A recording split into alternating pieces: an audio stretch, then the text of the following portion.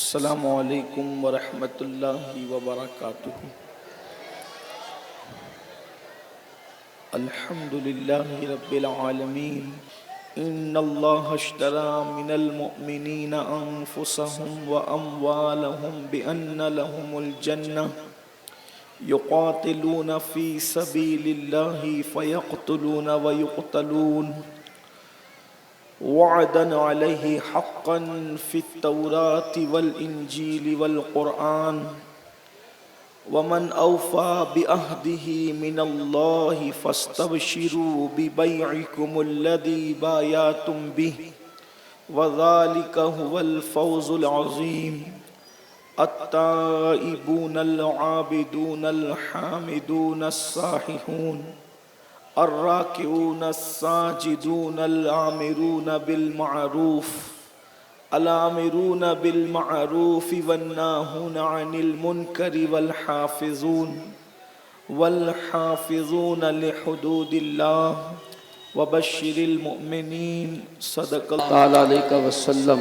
کیا بات رضا اس چمنستان کرم کی، کیا بات رضا اس چمنستان کرم کی، زہرا ہے کلی جس میں حسین اور حسن پھول۔ سبحان اللہ۔ الحمدللہ، یہ سواد اعظم اہل سنت و جماعت کی عالمگیر تحریک سنی دعوت اسلامی کے 25ویں سالانہ محفل تاجدار کربلا کی 8ویں محفل ہے الحمدللہ، اور اس میں آپ کی ہم سب کی شرکت اللہ پاک قبول کرے۔ سیدہ زہرا کے لالوں کا صدقہ اللہ ہمیں اور قیامت تک ہماری نسلوں کو دونوں جہان میں عطا فرمائے۔ جن آیات کی تلاوت کی گئی ہے، اگر اس کے آئینے میں ہم کربلا والوں کی زندگی کو، ان کی سیرت کو دیکھیں تو آسانی کے ساتھ سمجھ سکتے ہیں۔ اللہ پاک ارشاد فرماتا ہے کہ بے شک اللہ نے مومنوں کی جان اور مال کو جنت کے بدلے خرید لیا۔ ایمان والوں کی جان اور مال جنت کے بدلے اللہ نے خریدا ہے۔ بازار مصطفیٰ میں خریدار ہے خدا، بازار مصطفیٰ میں خریدار ہے خدا، کتنا ہنسی حجاز ہے بازار مصر سے۔ سبحان اللہ۔ تڑپا دیا کسی نے مدینے کے ذکر سے، آزاد ہو گیا ہوں دو عالم کی فکر سے، اور جب سے ملا ہے دامن آل رسول کا، بے فکر ہو گیا ہوں شفاعت کی فکر سے۔ سبحان اللہ۔ ملتی جو فرش مسجد نبوی تو چومتے، واجب سے سنتوں سے فرائض سے وتر سے۔ سبحان اللہ۔ تو اللہ پاک فرماتا ہے کہ ہم نے مومنوں کی جان اور مال کو جنت کے بدلے خرید لیا ہے، اور پھر اللہ نے جن کی جان اور مال کو جنت کے بدلے خریدا، اب ان کی صفت بیان کی جا رہی کہ یہ وہ لوگ ہیں جو اللہ کی راہ میں مرتے بھی ہیں اور مارتے بھی ہیں۔ یعنی اللہ تعالیٰ نے ان کو یہ جذبے عطا کیے ہیں کہ یہ مرتے بھی ہیں اللہ کی راہ میں اور مارتے بھی ہیں۔ کربلا کا نقشہ آپ اپنے ذہن میں لائیں۔ ویسے انشاءاللہ تعالیٰ آج وقت رہا تو کچھ شہادتیں ہم کربلا شریف سے متعلق پڑھیں گے، لیکن اگر آج ٹائم ختم ہو گیا تو کل تو جیسا کہ ہم پڑھتے ہیں شہادتیں کل انشاءاللہ آپ سنیں گے، لیکن کربلا کا وہ خونی منظر ذہن میں لائیں۔ اللہ پاک فرماتا ہے فَيَقْتُلُونَ وَيُقْتَلُونَ، وہ اللہ کی راہ میں اتنا جذبہ رکھتے ہیں کہ مرتے بھی اور مارتے بھی۔ پھر اللہ تعالیٰ نے ان کا ذکر کہاں کہاں کیا، ان مومنوں کا، تو اللہ پاک فرماتا ہے ہم نے ان سے وعدہ کیا ہے، ہم نے ان سے وعدہ کیا ہے، اور ان کا ذکر وعدے کا کہاں ہے؟ توریت میں ہے، انجیل میں ہے، قرآن میں ہے۔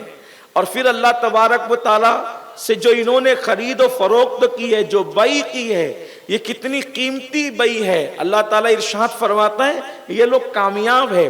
اچھا، پھر کوئی یہ کہہ سکتا ہے کہ ہر بندہ اللہ کے مرنے اور مارنے والا تو اللہ کی راہ میں مر اور مار رہا ہے؟ تو آگے قرآن نے ان کی صفات بیان فرمائی، 9 صفت بیان کی کہ یہ جو اللہ کے مومن بندے ہیں، آپ ان مومن بندوں کی زندگی میں جھانک کر دیکھو گے تو پھر ان کی زندگی کے اندر تمہیں 9 صفتیں بالکل نمایاں نظر آئے گی۔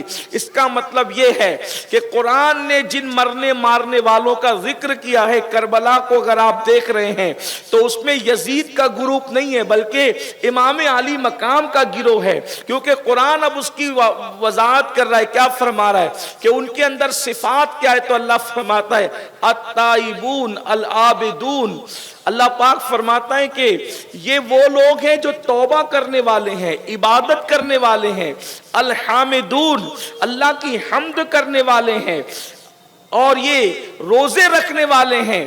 اور پھر اللہ تبارک و تعالی ارشاد فرماتا ہے راکعون ساجدون، یہ رکوع کرنے والے ہیں، یہ سجود کرنے والے ہیں۔ اور اس کے بعد پھر فرمایا العامرون بالمعروف، اور یہ نیکی کا حکم دینے والے ہیں۔ اور اس کے بعد فرمایا یہ برائی سے روکنے والے ہیں۔ اور اس کے بعد فرمایا والحافظون، اور یہ حفاظت کرنے والے کس کی؟ حدود اللہ کی، اللہ کی حدوں کی حفاظت کرنے والے ہیں۔ پھر اللہ تبارک و تعالیٰ نے ان کے لیے خود ہی ٹائٹل دے دیا وبشر المومنین، تو ان مومنوں کو بشارت دے دی جائے، خوشخبری دے دی جائے۔ میرے پیارے آقا صلی اللہ علیہ وآلہ وسلم کے پیارے دیوانوں، ان آیات کے آئینے کے اندر جب ہم کربلا والوں کی زندگی کو دیکھتے ہیں، کربلا والوں کے بارے میں میں اور آپ کیا بیان کریں؟ سیدنا امام حسن بصری کا قول ہے، امام حسن بصری رضی اللہ تعالیٰ عنہ فرماتے ہیں کہ کربلا میں جو 72 تھے وہ اپنے دور کے سب سے بہتر لوگ تھے۔ جو کربلا میں 72 نفوس ہیں وہ اپنے دور کے سب سے بہتر لوگ ہیں۔ یعنی کتنے عظیم لوگ ہیں کہ خیر التابعین حضرت سیدنا امام الائمہ امام حسن بصری جیسی شخصیت جس کو اپنے دور اور اپنے زمانے کے سب سے بہترین لوگ قرار دیں، اب وہ 72 بہترین ہیں تو ان کا جو قائد مقتدا رہبر اور رہنما ہے، ان امام حسین عالی مقام کی عظمت بزرگی کا عالم کیا ہوگا؟ اللہ اکبر۔ تو میرے آقا صلی اللہ علیہ وآلہ وسلم کے دیوانوں، ہم نے کل جو ہے امام پاک علی جدہ وعلیہ الصلاۃ والسلام کے حوالے سے مدینہ منورہ سے رخصتی کا ذکر کیا۔ ہر سال 25 سال سے سن رہے ہیں۔ کچھ چہرے ایسے ہیں کہ جو 25 سال سے میں ان کو دیکھتا ہوں، کچھ 22 سال سے، 20 سال سے، اور پھر کچھ نئے لوگ بھی ہیں۔ لیکن ایک چیز ہے کہ کربلا میں کیا جاذبیت ہے، کیا کشش ہے، کیا چاشنی ہے۔ واقعات وہی ہیں، ذکر وہی ہے، گفتگو وہی ہے، ذکر کرنے والا ذاکر بھی وہی ہے، لیکن پھر بھی ہمارے دل نہیں بھرتے۔ کیوں؟ اس لیے کہ مشک کو جتنا ملا جاتا ہے اس کی خوشبو مزید بڑھتی چلی جاتی ہے۔ یہ مشک کی خصوصیت ہے۔ اللہ اکبر۔ تو میرے امام پاک علی جدہ وعلیہ السلام کربلا شریف کے لیے رخصت ہوئے، چونکہ اللہ کے رسول صلی اللہ علیہ وآلہ وسلم نے سینے لگا کر خواب میں فرمایا تھا کہ اسی سفر میں تم جام شہادت نوش کرو گے فرات کے کنارے کربلا میں، اور بھوکے پیاسے بال بچوں کے ساتھ جام شہادت نوش کرنا ہے۔ امام پاک نے ابھی جو ہے وہ گھر والوں میں سے چند کے سوا یہ خواب کسی کو نہیں بتایا، اور اس خواب کو امام پاک کی شہادت تک مخفی رکھنے کا حکم دیا گیا۔ امام پاک نے بظاہر قصد فرمایا مکۃ المکرمہ کا۔ آپ 4 شعبان المعظم کو، اور بعض لوگ کہتے ہیں 2 شعبان المعظم کو، امام علی مقام علی جدہ وعلیہ السلام سن 60 ہجری کے شعبان کی 2 یا 4 تاریخ کو مدینہ منورہ سے مکۃ المکرمہ کی طرف روانہ ہوئے، اور آپ نے شعبان المعظم کا اکثر وقت مکہ شریف میں گزارا۔ رمضان المبارک، شوال المبارک اور ذوالقعدہ ذوالقعدہ اور ذی الحجہ کے 8 دن آپ نے مکۃ المکرمہ میں گزارے۔ جب کوفیوں کو پتہ چلا کہ امام علی مقام علی جدی علیہ السلام نے یزید کی بیعت سے انکار کر دیا ہے اور اکابر اصحاب کے شہزادوں نے بھی یزید کی بیعت نہیں کی، تو انہوں نے امام پاک کو خطوط لکھنا شروع کیے اور امام سے انہوں نے عرض کیا کہ امام آپ کوفہ تشریف لے آئیں، ہم لوگوں نے ابھی تک یزید کی بیعت نہیں کی اور ہم رکے ہوئے ہیں، کیونکہ یزید پلید ہے، فاسق و فاجر ہے۔ اور یزید کے متعلق آپ سب جانتے ہیں، اس سے پہلے کی نشستوں میں میں کچھ اشارے کر چکا ہوں اور مزید جو ہے وہ ابھی وقت اس کی گنجائش نہیں دیتا۔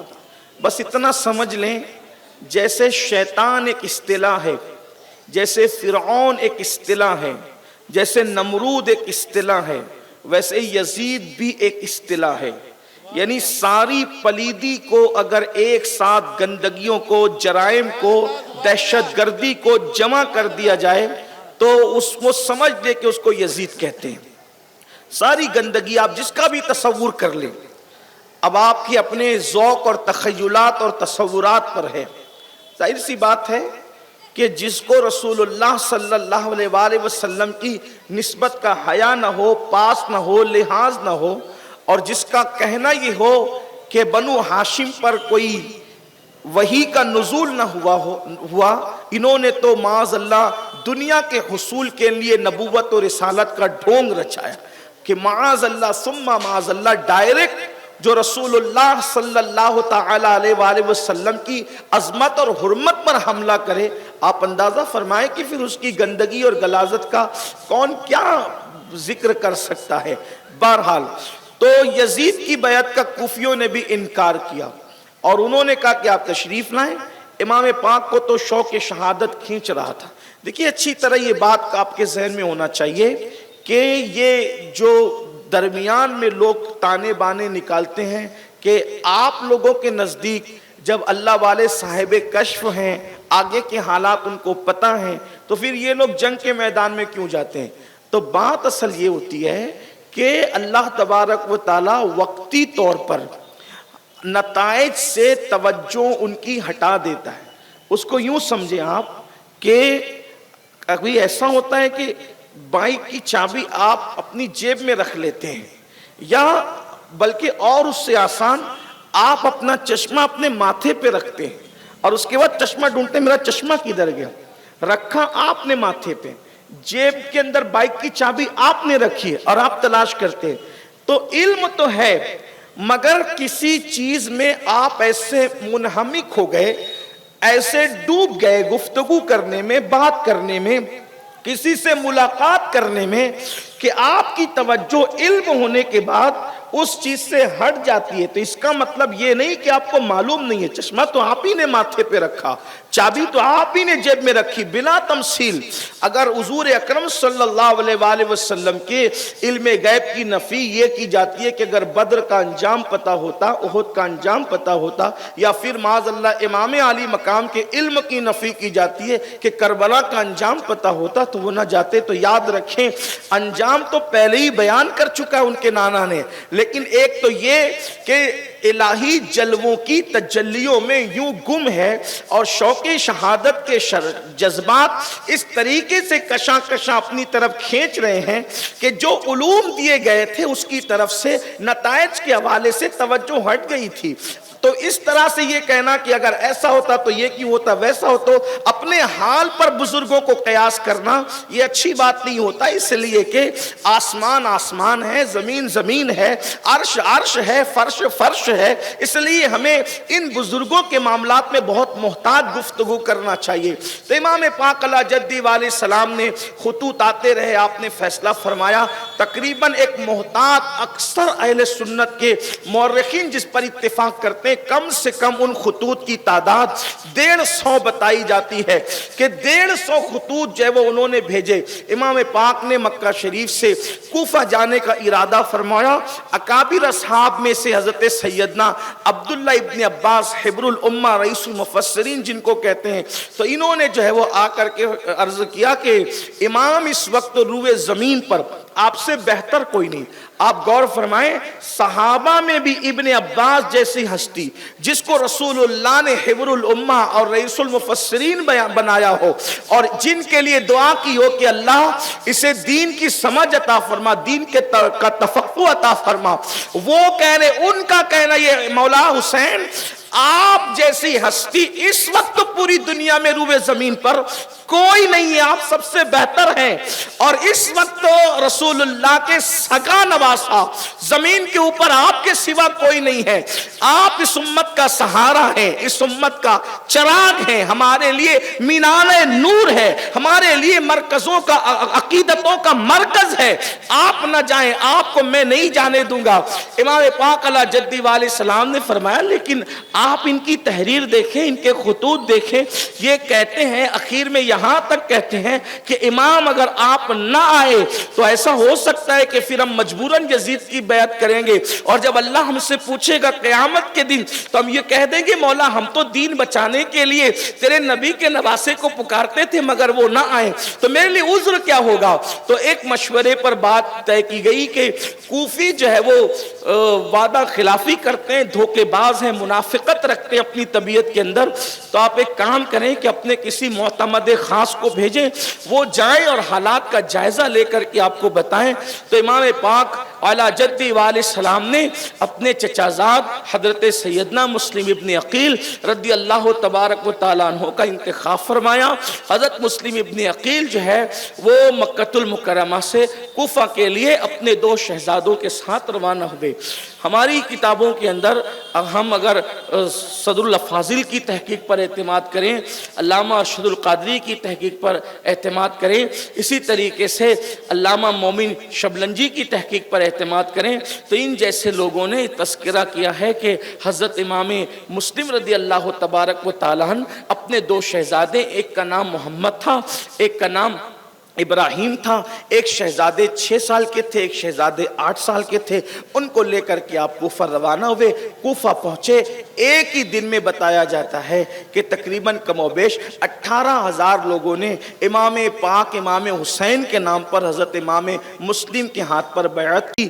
جس دن پہنچے اور بڑا جوش تھا، جذبہ تھا اور بہت لوگ خوش تھے، تو امام پاک امام حسین علیہ جدی والے السلام کے نائب اور نمائندے کی حیثیت سے جب ان کے ہاتھ پر لوگوں نے بیعت کی تو امام بہت خوش ہوئے، اور خوش ہونے کے بعد حضرت سیدنا امام مسلم نے اسی دن خط لکھا کہ امام یہاں تو حالات بڑے سازگار ہیں اور بہت خوبصورت حالات ہیں، ایک ہی دن میں اتنے 1000 لوگوں نے آپ کے نام پر میرے ہاتھ پر بیعت کر لی ہے، آپ جتنی جلدی ہو سکے آ جائیں، حالات بڑے بہتر ہیں۔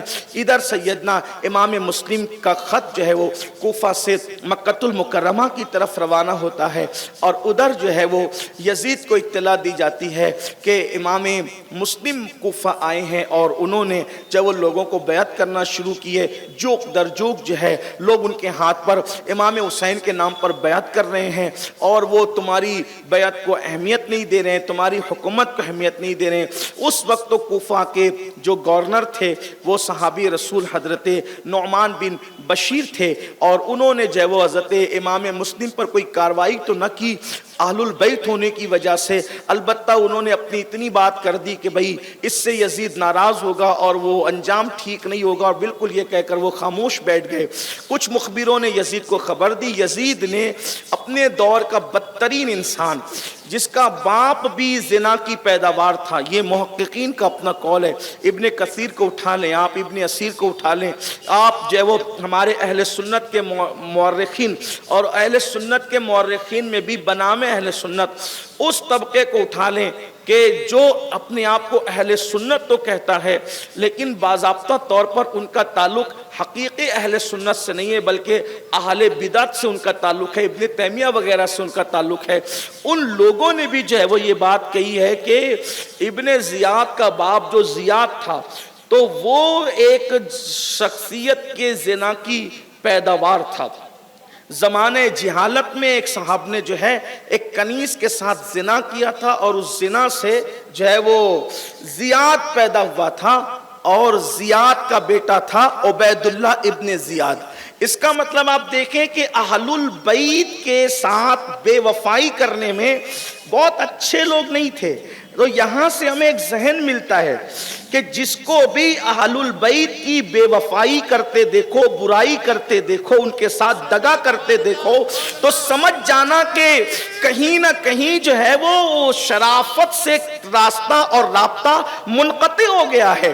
جس کا رابطہ، خون کا رشتہ، دل کا رشتہ شرافت اور دیانت سے اور ایمان سے منسلک رہے گا، وہ اہل البیت کے خلاف کبھی جاگ ہی نہیں سکتا۔ اس لیے کہ اللہ تبارک و تعالیٰ نے شریف طبیعتوں کے اندر یہ فطرت رکھی ہے، توجہ کرنا، فطرت رکھی ہے، اس لیے کہ مذہب الگ ہے، اللہ اکبر، اور فطرت کا تقاضا ہے، اللہ اکبر۔ مثال کے طور پر مذہب حق کوئی قبول کرتا ہے، لیکن سلیم فطرت جو ہے، انسان جو بھی پیدا ہوتا ہے فطرت اسلام پر پیدا ہوتا ہے، بعد میں ماں باپ اس کو اگرچہ بگاڑ دے، لیکن اگر وہ اصل فطرت پر قائم ہے تو کسی مذہب سے تعلق ہوگا، لیکن فطرت اس کو نبی اور آل نبی سے محبت کرنے پر مجبور کرتی رہے گی۔ جیسے فطرت میں منہ میں لقمہ ڈالنا ہے، فطرت میں منہ میں لقمہ ڈالنا ہے، لقمہ کبھی ناک میں نہیں ڈالا جاتا، لقمہ کبھی آنکھ میں نہیں ڈالا جاتا، یہ فطرت ہے۔ انسان ہمیشہ سامنے کی طرف چلنے کی کوشش کرتا ہے، یہ فطرت ہے۔ انسان کبھی الٹا پلٹا نہیں چلتا، یہ خلاف فطرت ہے۔ جس دروازے کے مجاگرے آگے کی طرف ٹھوکے ہوتے ہیں، وہ دروازہ پیچھے کی طرف کھلتا ہے، یہ فطرت ہے۔ اللہ اکبر۔ اور اگر کوئی اس کو آگے کی طرف ڈھکیلے تو دروازہ ٹوٹے گا، کیونکہ یہ خلاف فطرت ہے۔ تو اسی طرح یعنی اللہ نے انسان کے خمیر میں عشق کو گوند دیا ہے، تب پتا چلا جو انسان فطرت صالحہ پر رہے گا، کسی خطے میں، کسی قبیلے میں، کسی علاقے میں رہے گا، وہ نبی سے بھی پیار کرے گا، آل نبی سے بھی پیار کرے گا۔ البتہ اگر اس کے خون میں شرافت نہیں ہے اور وہ فطرت سے رشتہ توڑنے کی کوشش کر کے خلاف فطرت چل رہا ہے، تو سمجھ جانا پھر وہ اہل البیت کے خلاف جائے گا۔ یاد رکھنا، جو بھی لوگ اہل البیت کے خلاف آئے ہیں، آپ نام پیش کرتے جائیں، ہم بتاتے جائیں گے کہ اللہ اکبر کہاں کہاں پر خطائیں موجود ہے، کہاں کہاں پر اللہ اکبر شرافت سے رشتہ منقطع ہوتا نظر آتا ہے۔ ایک بات سچی بتا دوں، واللہ اگر جانور بھی ہے، جانور، تو وہ بھی اگر اپنی فطرت پر ہے تو وہ بھی نبی اور آل نبی سے محبت کرتا نظر آتا ہے۔ درخت بھی ہے اپنی فطرت پر، وہ بھی نبی اور آل نبی سے محبت کرتے نظر آتے ہیں۔ اگر وقت ہو اس پر گفتگو کی جائے، پرندوں میں سے کس کس، حتیٰ کہ میرے عزیز پھل بھی اپنی فطرت پر ہوتے ہیں تو وہ محبت کرتے ہیں۔ مولا مشکل کشا سیدنا علی کرم اللہ تعالی وجہ الکریم فرماتے ہیں کہ اللہ نے میری محبت پھلوں پر پیش کی۔ حالانکہ اس حدیث پر محدثین نے اس کی سند پہ کلام کیا ہے، لیکن ضعیف روایتیں فضائل اعمال میں مقبول ہوا کرتی۔ تو امام علی مرتضیٰ کہتے ہیں اللہ نے میری محبت پھلوں پر پیش کی، جنہوں نے قبول کر لی وہ میٹھے ہو گئے، اور جنہوں نے قبول نہیں کی اللہ تعالیٰ نے ان میں کڑواہٹ پیدا فرمائی۔ آپ اندازہ فرمائیں، علی کی محبت سے پھل میٹھے ہوتے ہیں، یہ ہے محبت علی کا صلہ۔ آپ غور فرمائے تو بات دور نکلتی، عرض کر رہا تھا کہ جب یزید نے دیکھا کہ صاحب فطرت صحابی رسول حضرت نعمان بن بشیر رضی اللہ تعالیٰ کوئی خلاف نہیں جا رہے، کوئی کاروائی نہیں، حالانکہ وہ گورنر ہیں، کوئی انہوں نے خلاف کاروائی نہیں کی، جتنی ایک طالب علم ہونے کی حیثیت سے اہل سنت کی کتب میں ہم جانتے، انہوں نے کوئی خلاف کاروائی نہیں کی، گورنر تھے۔ تو اس نے جو ہے سوچا کہ میں کس کو منتخب کروں۔ اس کا ایک دوست تھا، اس کا ایک دوست تھا ابن سرجون۔ عقد الفرید کے اندر ابن سرجون کا تذکرہ بہت وضاحت کے ساتھ کیا گیا ہے یہ یہودی کا بچہ تھا، یہ خود یہودی تھا، ابن سرجون. تو اس سے مشورہ کیا. دیکھیں مشیر بھی کس کو رکھا گیا تھا، مشیر بھی اس نے رکھا تو ایک یہودی کو رکھا، اور اس نے ابن زیاد کا نام دیا اس لیے کہ شرافت کے کام شریف لوگ ہی کر سکتے ہیں اور رذالت کے کام رذیل لوگ کر سکتے ہیں. تو چونکہ وہ جانتا تھا ابن سرجون کے عبید اللہ ابن زیاد کیا ہے، تو پیداوار زنا ہے، پلیدی ہے، تو اس نے کہا کہ یہ کام اگر کوئی سختی سے کرے گا تو عبید اللہ ابن زیاد کرے گا. تو عبید اللہ ابن زیاد بصرہ کا حاکم تھا، اس کو حکم ہوا کہ وہ بصرہ سے نکل کر کوفہ آئے. اس نے اپنے چھوٹے بھائی کو بصرہ کی جو ہے وہ گدی سونپی، اور وہ حجاز کے رستے سے اپنے چہرے پر حجازیوں کی طرح رومال اور ڈاٹا ڈال کر کے اور حجازی لباس پہن کر کے حجاز کے رستے سے مغرب اور عشاء کے درمیان وہ جو ہے وہ کوفہ میں داخل ہوا.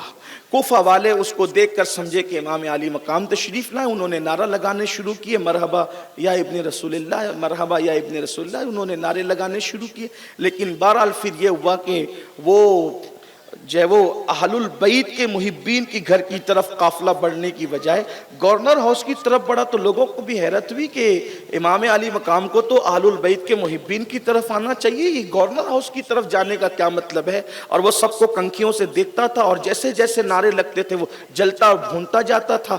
بالآخر وہ گورنر ہاؤس پہنچا تو حضرت نعمان بن بشیر نے دروازے بند کیے ہوئے تھے اور سمجھا تھا کہ امام علی مقام آ رہے ہیں. تو اس نے زور سے دھکے دیے اور آواز نکالی تو پہچان گیا کہ یہ تو ابن زیاد ہے.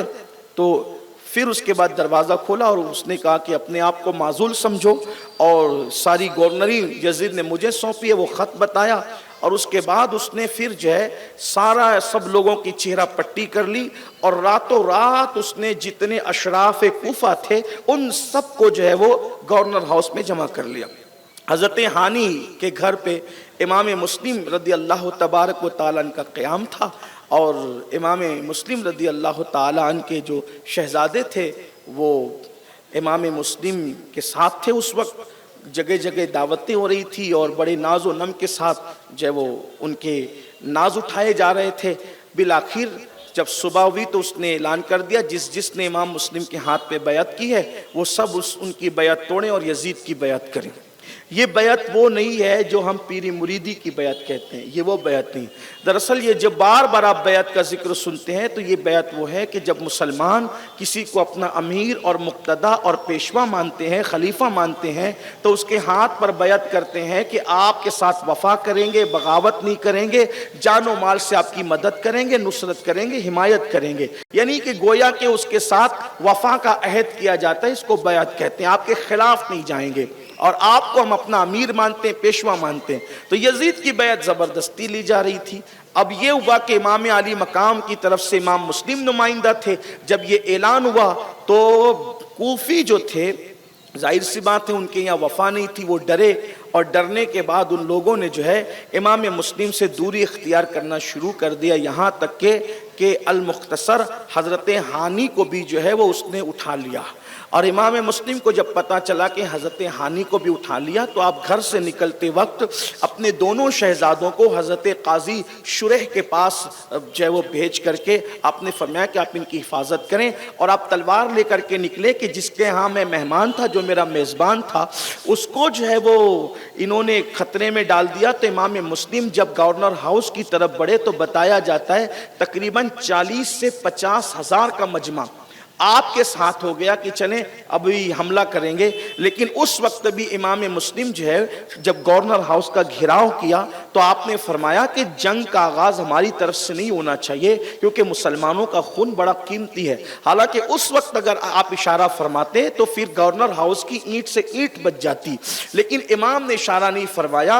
ابن زیاد نے یہ کیا کہ جتنے شرفائے کوفہ کو اس نے جمع کر رکھا تھا اس نے کہا کہ اگر تمہارے یہ رشتے دار جو گورنر ہاؤس کا گھیراؤ کیے ہوئے، اگر ان کو یہاں سے نہیں ہٹاؤ گے تو میں تمہیں قتل کر دوں گا۔ ان کی جب اپنی جان پر بنائی تو انہوں نے اپنے قبیلوں سے اور رشتہ داروں سے کہا کہ ایک کام کرو کہ تم یہاں سے ہٹ جاؤ ورنہ ابن زیاد ہمیں مار ڈالے گا، اور اگر تم نے حملہ بھی کیا ہمیں بچانے کے لیے، ہم تک پہنچنے تک تو ہم مر جائیں گے، اس لیے کہ تم یہاں سے ہٹ جاؤ۔ تو جس قبیلے کے قائد نے اور جس قبیلے کے امیر نے، جس قبیلے کے بااثر شخص نے اپنے قبیلے کو کہا، وہ سب لوگ ظالم امام مسلم کا ساتھ چھوڑتے چھوڑتے چھٹ گئے۔ امام مسلم جب گورنر ہاؤس کی طرف بڑھے تھے تو 40 یا 50 ہزار لوگ آپ کے ساتھ میں تھے، اور جب شام ہو رہی تھی، مغرب کا وقت آ رہا تھا تو سب لوگ چھٹ گئے تھے، اور صرف 500 لوگ امام مسلم کے ساتھ رہ گئے تھے۔ امام مسلم مغرب کی اذان ہوئی، کوفہ کی مسجد میں نماز کے لیے پہنچے، جب نماز شروع کی تو اس وقت 500 لوگ پیچھے کھڑے تھے، اور جب آپ نے سلام پھیرا تو کوئی بھی ایک بھی آدمی آپ کے ساتھ نہ تھا۔ امام مسلم رضی اللہ تعالیٰ پھوٹ پھوٹ کر روتے تھے، آپ کی آنکھوں میں آنسو تھے۔ امام مسلم سوچتے تھے کہ یا اللہ، میں نے تو جو ہے امام علی مقام امام حسین کو خط لکھا ہے۔ کیا ہو رہا ہے بھائی؟ کچھ نہیں ہو رہا ہے، آپ کی توجہ اس طرف رہے، کوئی بات نہیں ہے، آپ ذکر سنیں، آپ ایک بار درود شریف پڑھیں۔ بچوں کو آگے بیٹھانے کی مشکل یہی ہے کہ انہیں پیار سے میں اس لیے سوچتا ہوں کہ آگے بٹھائیں کہ ہماری قوم کا مستقبل ہے، لیکن بہرحال بچے بچے ہیں۔ اب یہ ہے کہ مجمع دیکھنے کی کوئی ضرورت آپ کو نہیں ہے، آپ کو ادھر منبر پہ دیکھنا چاہیے، اور پھر بچوں کے ساتھ بڑے بھی بچے بن جاتے ہیں، اور جب لوگ پیچھے دیکھتے ہیں سبھی پیچھے دیکھتے ہیں۔ ایک بار درود شریف پڑھنے آپ اللہ رب، درود شریف پڑھیں عاشقوں کی طرح بلند آواز سے درود شریف۔ اللہ رب محمد صلی اللہ علیہ وسلم، نحن عباد محمد صلی اللہ علیہ وسلم وعلا زوی وآلی ابد الدہور وکرم، صلاۃ وسلام علیکہ یا جد الحسن والحسین وعلا آلک واصحابک یا جد الغوث الثقلین۔ تو امام مسلم نے جب دیکھا کہ پیچھے کوئی بھی نہیں تو پھوٹ پھوٹ کے رونے لگے، اپنی جان کی پرواہ نہیں تھی، سوچ رہے تھے یا اللہ، میں نے تو امام علی مقام کو خط لکھا ہے، امام جب میرا خط دیکھیں گے تو ان کو مجھ پر اتنا اعتماد ہے کہ وہ میرا خط پڑھ کر تو کسی کے روکنے سے رکیں گے نہیں، اور وہ ضرور تشریف لائیں گے۔ بالآخر یہ ہوا کہ آپ مسجد سے باہر نکلے تو دیکھا کہ کوفہ میں سب کے دروازے بند۔ کل تک جن کے گھروں میں دعوتیں ہو رہی تھی اور بہت ناز اور نم اور ہاتھ چومے جا رہے تھے، بیعتیں کی جا رہی تھی، لوگوں نے اپنے دروازے بند کر دیے جان کے خوف سے۔ اے کوفہ والو، قیامت تک تمہاری بے وفائی کو لوگ یاد کرتے رہے، لوگ تمہاری بے وفائی کے چرچے کرتے رہیں گے۔ اور ایک بات آپ دیکھیں، آپ جب کبھی کوفہ جائیں تو کوفہ میں آپ ہمیشہ دیکھیں گے کوئی کتنا بھی مالدار ہوگا، اس کے چہرے کو کبھی آپ کھلا کھلا نہیں دیکھیں گے۔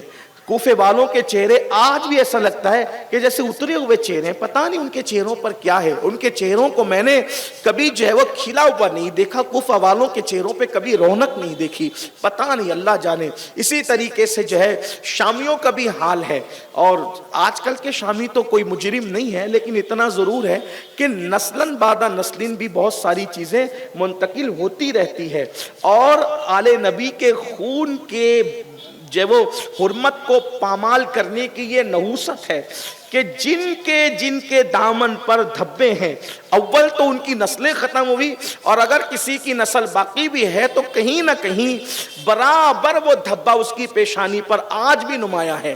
اللہ تبارک و تعالی ہمیں محفوظ رکھے، حق کے ساتھ حق کا ساتھ دینے کی توفیق عطا فرمائے، حق بولنے، حق کو قبول کرنے اور حق کو عام کرنے کی اللہ تعالی ہمیں توفیق عطا فرمائے۔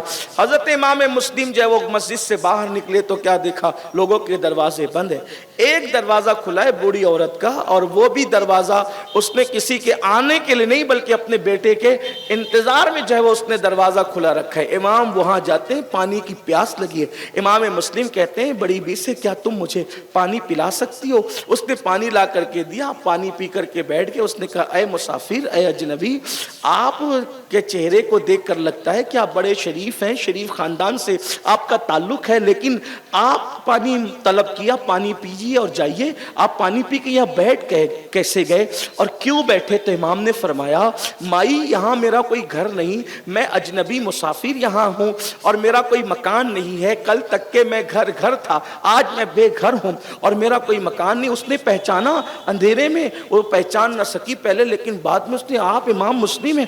جی امام مسلم ہوں۔ کہا آپ ایک کام کریں، میں اپنے بیٹے کے لیے منتظر تھی، آپ گھر میں تشریف لائیں، اور اتفاق سے اس شریف ماں کا بدماش بیٹا ابن اشعث کے دوستوں میں سے تھا۔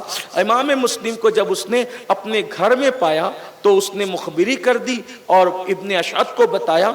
ابن اشعث کا پورا نام محمد ابن اشعث بتایا جاتا ہے، لیکن چونکہ جس بندے کی بھی ہم برائی جب اس کی ذکر کرتے ہیں اور اس کا نام محمد ہوتا ہے تو پھر ہمیں اس کا نام نہیں لینا چاہیے، بلکہ اس کے باپ کے نام سے یا اشارے کے نام بیان کرنا چاہیے۔ تو اس کا نام تو تھا محمد ابن اشعث، لیکن ہم اس کو پورا نام نہیں لیتے بلکہ اس کو کیا کہتے ہیں؟ ابن اشعث کہتے ہیں۔ اسی طریقے سے ایک صاحب کا نام محمد ابن عبد الوہاب ہے، لیکن ہم اس کو محمد ابن عبد الوہاب نہیں کہتے بلکہ ابن عبد الوہاب ہی کہہ کر کے اس کو پکارتے ہیں۔ اس طریقے سے اس کا خیال کرنا چاہیے کہ کسی بھی طرح سے نام محمد کی بے احترامی نہ ہو، بلکہ اگر کسی کا نام محمد ہو تو اس کا نام لے کر کے اس کو گالی نہیں دینا چاہیے، اس کا بھی آپ کو احترام کرنا چاہیے، عزت کرنا چاہیے۔ البتہ آپ جس کو گالی دے رہے ہیں تو معاذ اللہ یہ گالی رسول اللہ کی طرف نہیں جاتی، کیونکہ آپ کی نیت تو اس کو دینا ہے، لیکن جتنا ادب میں آگے بڑھو گے اتنا اللہ تبارک و تعالیٰ آپ کو نوازے گا۔ ہزاروں سال کی عبادتیں وہاں تک نہیں پہنچاتی جہاں انسان کو ادب پہنچاتا ہے، اور پھر یاد رکھنا اللہ اکبر، ہزاروں سال کے گناہ آپ کو اتنا نقصان نہیں پہنچاتے جتنا بے ادبی آپ کو نقصان پہنچاتی ہے۔ اس لیے بادب بنو، بادب با نصیب، بے ادب بد نصیب۔ الدین کلہ ادب، دین پورا کے پورا ادب کا نام ہے۔ ہمارا مذہب ادب، ہمارا مسلک ادب، ہمارا مشرب ادب، ہماری تہذیب ادب، ہمارا تمدن ادب۔ اس لیے ادب کے ساتھ رہو اور اپنی زبان کو کنٹرول میں رکھو۔ بہرحال ابن اشعث اس بڑھیا کا بیٹا، ابن اشعث کا دوست تھا جو وہ اس بڑھیا کا بیٹا، اس نے مخبری کی، اور مخبری کرنے کے بعد حضرت سیدنا امام مسلم رضی اللہ تبارک و تعالیٰ کو ان لوگوں نے جو ہے گرفتار کرنے کے لیے بھیجا۔ لیکن آپ سن چکے ہیں کہ رسول اللہ کے گھر کے ہاشمی جوان جو تھے اللہ نے ان کو بڑی بہادری عطا کی تھی، اور وہ بڑے بہادر تھے۔ جب وہ گرفتار کرنے کے لیے آیا تو حضرت سیدنا مسلم ابن عقیل نے تلوار نکالی اور تلوار نکال کر ان سے مقابلہ فرمایا۔ جب مقابلہ کیا ان سے، ان کو ایسا لگا کہ ہم ان پر جو وہ قابو نہیں پا سکتے، تو ابن اشعث نے کہا کہ مسلم، ہمارا ارادہ آپ سے لڑنے کا نہیں ہے، جنگ کرنے کا نہیں ہے، جھگڑا کرنے کا نہیں ہے، آپ ابن زیاد کے پاس چلیے، بات کیجئے۔ امام مسلم نے فرمایا میں بھی لڑنا نہیں چاہتا، میں بھی لڑنے کے لیے نہیں آیا، لیکن بات اتنی ہے کہ جو ہے وہ بغیر لڑے اگر بات ہو جاتی تو بہت اچھا ہے۔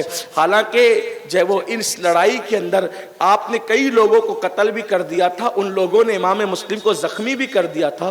زخمی لہو لہان ہونے کے باوجود بھی امام مسلم کا ان کو خوف تھا، اور انہوں نے کہا ہم آپ کو امان دیتے ہیں، ہم آپ کو پناہ دیتے ہیں۔ حضرت سیدنا امام مسلم کو انہوں نے کہا آپ سواری پر بیٹھیں، کھچر پر بیٹھیں اور ابن زیاد کے پاس چلیں، گورنر ہاؤس چلیں۔ حضرت سیدنا امام مسلم جیسے کھچر پر بیٹھے اور چلے۔ یہ جب انہوں نے امان دی تھی، عرب والے جب کسی کو امان دیتے تھے تو امان دینے کا مطلب یہ ہوتا تھا کہ وہ کتنا ہی بڑا دشمن ہے، جب امان دے دی ہے تب اس کے ساتھ دھوکہ نہیں کریں گے۔ عرب والے زبان کے بڑے دھنی ہوا کرتے تھے، لیکن بہرحال اب وہاں تو کیا تھا کہ بغض اہل بیت میں اتنی آگے بڑھ گئے تھے، وہ تو کلمہ پڑھانے کا احسان بھی بھول گئے تھے، دین دینے کا احسان بھی بھول گئے تھے۔ نمازوں کے اندر محمد اور آل محمد پر درود پڑھتے تھے اور نمازوں کے باہر سازشیں کرتے تھے۔ کس قدر حالات بد سے بدتر تھے۔ منبروں پہ بیٹھ کر کے مولا مشکل کشا کو گالیاں دیا کرتے تھے۔ سوچے تو صحیح حالات کس طرح تھے، کیسے تھے۔ بلکہ آپ کو بتاؤں کہ ایک زمانہ یوں بیتا، بغض اہل بیت کا ایک زمانہ یوں بیتا مروانیوں کے دور میں کہ ملک شام میں کوئی علی نام نہیں رکھتا تھا، حسن نام نہیں رکھتا تھا، حسین نام نہیں رکھتا تھا، یہ نام نہیں رکھے جاتے۔ اتنی ان کے جیسے آج ہمارے یہاں یزید نام نہیں رکھتا کوئی، مروان نام نہیں رکھتا۔ بغض اہل بیت کا ایک زمانہ ایسا گزرا، تقریباً جو وہ کم و بیش ایک صدی اتنا یا پونا صدی اتنا، کہ نام حسن حسین اور علی نہیں رکھے جاتے تھے۔ ایک بزرگ کہتے ہیں، محدث کہتے ہیں کہ میں جو ہے وہ ایک بار ملک شام گیا تو میں نے دیکھا کہ ایک بندے کے ایک بیٹے کا نام علی ہے، ایک کا نام حسن ہے، ایک کا نام حسین ہے، تو میں رک گیا اور رک کر میں نے کہا یار تو کتنا اچھا انسان ہے کہ یہاں تو علی حسن حسین نام رکھنا جرم ہے اور تو نے اپنے بچوں کا نام علی رکھا، حسن رکھا، حسین رکھا، تو کتنا بڑا جیالہ مجاہد ہے۔ تو اس نے کہا آپ کیا سمجھتے ہیں، میں نے علی نام علی کی محبت میں رکھا، حسن نام حسن کی محبت میں رکھا، حسین نام حسین کی؟ نہیں، اصل میں گالی دینے والا آدمی ہوں، مجھے گالیاں دینے کی عادت ہے۔ تو جب میں بچوں کا نام رکھ رہا تھا تو میں نے سوچا کہ کچھ بھی نام رکھوں گا تو گالی ہی دوں گا، تو سوچا کہ گالی جن کو دوں گا تو ایک کام کرتا ہوں کہ جن کو گالیاں دیتا رہتا ہوں انہی کے نام پہ نام رکھوں، تاکہ ایک کام میں دو کام ہو جائے۔ یہ بغض اہل بیت کا ایسا دور گزرا ہے۔ آپ سمجھتے کیا ہیں؟ میرے آقا صلی اللہ علیہ وآلہ وسلم نے اسی لیے فرمایا، آقا ارشاد فرماتے ہیں، زید بن ارقم کہتے ہیں کہ اللہ کے رسول نے فرمایا میں اپنی اہل بیت کو بطور امانت دے رہا ہوں تمہیں۔ اللہ کے رسول فرماتے ہیں اہل بیت بطور امانت دے رہا ہوں تمہیں، اور پھر تمہیں آزمایا جائے گا کہ میری اس امانت کے ساتھ تم سلوک کیا کرتے ہو۔ اور آپ غور کریں پھر سلوک کیا کیا گیا، اور آج بھی کچھ لوگوں کی طبیعت کے اندر کیا سلوک ہے۔ آپ غور کریں، یاد رکھنا اگر گمراہی سے بچانا ہے اپنی اولاد کو تو دو چیزوں کی طرف مضبوطی کے ساتھ ان کی توجہ کو مبذول کرو۔ اللہ کے رسول نے یہی فرمایا کہ دو بھاری چیزیں چھوڑ کے جا رہا ہوں، جب تک ان کو پکڑے رہو گے کبھی گمراہ نہیں ہو سکتے۔ ایک تو قرآن ہے، دوسرا میری اہل بیت ہے۔ اتحاد امت کے لیے بہترین منشور حجۃ الوداع کے موقع پہ اللہ کے رسول نے پیش کر دیا، قرآن اور اہل بیت، قرآن اور اہل بیت، میرے آقا صلی اللہ علیہ وآلہ وسلم کے دیوان۔ تو یہ حالات گزرے، اسی لیے امت جو ہے ٹکڑوں میں تقسیم ہوتی چلی گئی۔ حضرت سیدنا امام مسلم جب کھچر پر بیٹھے تو دھیر سے آپ کی تلوار نکال لی گئی۔ تلوار نکالی تو آپ نے بلند آواز سے پڑھا انا للہ و انا الیہ راجعون۔ ابن اشد تو مجھے امان دے چکا ہے، تلوار نکالنے کا کیا مطلب ہے؟ اور یوں ہی میں زخمی ہوں جب میں کہہ چکا کہ میرا ارادہ جنگ کا نہیں ہے۔ البتہ جیسے ہی حضرت سیدنا امام مسلم جو ہے وہ گورنر ہاؤس میں پہنچے تو یزید ابن زیاد فرعون کی طرح تخت پر بیٹھا ہوا تھا۔ امام مسلم جیسی پہنچے تو ٹھنڈے مٹکے کا یعنی ٹھنڈے پانی کا مٹکا بھرا ہوا رکھا تھا، بہت تھک گئے تھے، زخمی تھے، پیاس لگی تھی۔ آپ نے فرمایا کہ پانی جو ہے وہ پلاؤ، تو اس نے پانی نہیں دیا پھر امام مسلم کو پانی پینے کے لیے نہیں دیا۔ اور اس کے بعد اس نے جب حضرت امام مسلم سے گفتگو کی تو اس نے کہا کہ آپ کی جان اسی طرح سے بخشی جا سکتی ہے کہ آپ حسین کو اور اس کے باپ کو لعنت کرے، گالیاں دے۔ آپ حضرت امام مسلم نے فرمایا کہ میں واللہ مرنا پسند کرتا ہوں، میں لعنت کرتا ہوں تجھ پر اور تیرے باپ پر۔ یہ جرأت تھی ان کے اندر، امام مسلم میں جرأت تھی ابن زیاد کے سامنے۔ فرمایا کہ تجھ پر تیرے باپ پہ لعنت کرتا ہوں، او ابن مرجانہ تو علی کو اور حسین کو گالیاں دینے کی بات کرتا ہے، میرے آقاؤں کو، مجھ سے نہیں ہو سکتا۔ اس نے کہا تو ٹھیک ہے، مرنے کے لیے تیار ہو جائیں۔ تو امام مسلم نے کہا کہ ٹھیک ہے، اور آپ نے پھر جو ہے وہ کچھ وصیتیں فرمائی۔ وہاں پر عمر بن سعد موجود تھا، حضرت سعد ابن ابی وقاص رضی اللہ تبارک و تعالیٰ کا بیٹا۔ آپ نے فرمایا کہ یہاں تو میرے رشتہ داروں میں عمر سعد ہی ہے۔ اس نے کہا میں کوئی وصیت نہیں سنتا، یعنی حالات کے دھارے میں کیسے لوگ بہتے ہیں، دنیا کتنی بے وفا۔ ایک بات یاد، ایک بہت بڑے مفکر سے میں نے سنا، انہوں نے کہا کہ میں نے دنیا سے بڑھ کر بے وفا کسی کو دیکھا ہی نہیں۔ دنیا پہ کبھی بھروسہ مت کرنا۔ امام کہتے ہیں شہد دکھائے، زہر پلائے، قاتل ڈائن شوہر کش، اس مردار پہ کیا للچایا، دنیا دیکھی بھالی ہے، سونا جنگل رات اندھیری، چھائی بدلی کالی ہے، سونے والوں جاگتے رہیو، چوروں کی رکھوالی ہے۔ کبھی دنیا سے جی مت لگانا، کبھی دنیا سے وفا کی امید نہ کرنا۔ پیار سب سے کرو، محبت سب سے کرو، اخلاق کے ساتھ سب سے پیش آؤ، سب کے ساتھ رشتہ رکھو، تعلق رکھو، لیکن وفا کی امید کسی سے نہ رکھو۔ دل لگانا ہے تو اللہ سے اور اس کے رسول سے دل لگاؤ، اس لیے کہ دنیا نے کیسوں کو دھوکہ دیا، کیسی ہستیوں۔ آپ غور کریں، امام حسین کو دھوکہ دیا گیا، مولا علی کو دھوکہ دیا گیا، اللہ اکبر، حضرت سیدنا امام مسلم کو دھوکہ دیا گیا، غازی عباس عباس کو دھوکہ دیا، کتنی بڑی بڑی ہستیوں کو لوگوں نے دھوکہ دیا. ہم کون ہیں میرے بھائی؟ بلکہ اللہ اکبر، لوگوں نے رسول اللہ صلی اللہ علیہ وآلہ وسلم کو تک دھوکہ دینے کی کوشش کی. کیا آپ نے نہیں پڑھا کہ بدر کی جنگ شروع ہونے سے پہلے 300 لوگوں کو لے کر کے جو ہے وہ عبداللہ ابن ابی رئیس المنافقین بھاگ گیا؟ کیسا دھوکہ دینے کی اس نے کوشش کی. تو گویا کہ یہ دنیا دھوکے کی جگہ ہے، اور اس میں بہت دن رہنے کی بھی جو ہے وہ کوشش نہ کرو، بہت امیدیں نہ باندھو، جلدی جلدی تیاری کرو جو یہاں سے جانا ہے. میں تو لوگوں کو کہتا ہوں، دھوکے باز لوگوں سے نکل کر اگر وفا کے خالق کی طرف جانے کی بات ہے تو یہ گھاٹے کا سودا نہیں بلکہ یہ بڑے منافع کا سودا ہے. جب وہ آرٹیفیشل محبتوں کا اظہار کرنے والوں سے نکل کر سچی اور مخلص محبت کو پیدا کرنے والے خدا و رسول کی طرف جانا ہے تو یہ کس قدر فائدے کا سودا ہے. اللہ اکبر. لیکن انسان دنیا میں پھنسا ہوا ہے. بہرحال تو آپ نے وصیت کی بات کی تو کہا میں کوئی وصیت نہیں سنتا.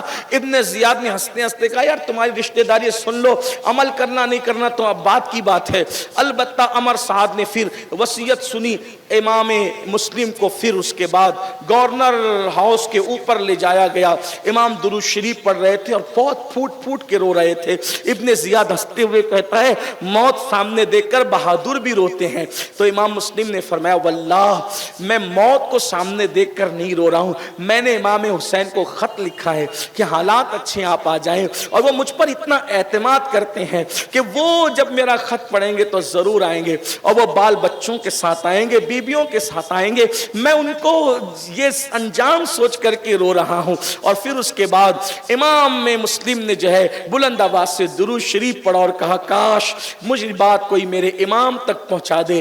امام آپ نہ آئے، ان کوفیوں نے ہمیشہ کی طرح بے وفائی کی ہے. اللہ اکبر. اور پھر اس کے بعد حضرت سیدنا امام مسلم درود شریف اور کلمہ شریف پڑھ رہے تھے کہ آپ کی گردن کو جو ہے جلاد کے ذریعے سے تلوار سے کاٹ دیا گیا، اور پھر آپ کا سر لے کر کے آپ کے وجود ناس کو کوفہ کے گورنر ہاؤس سے زمین پر ڈال دیا گیا اور آپ کی لاش چکنا چور ہو گئی. یہ پہلی شہادت تھی گویا کہ کربلا کی شہادتوں میں سے.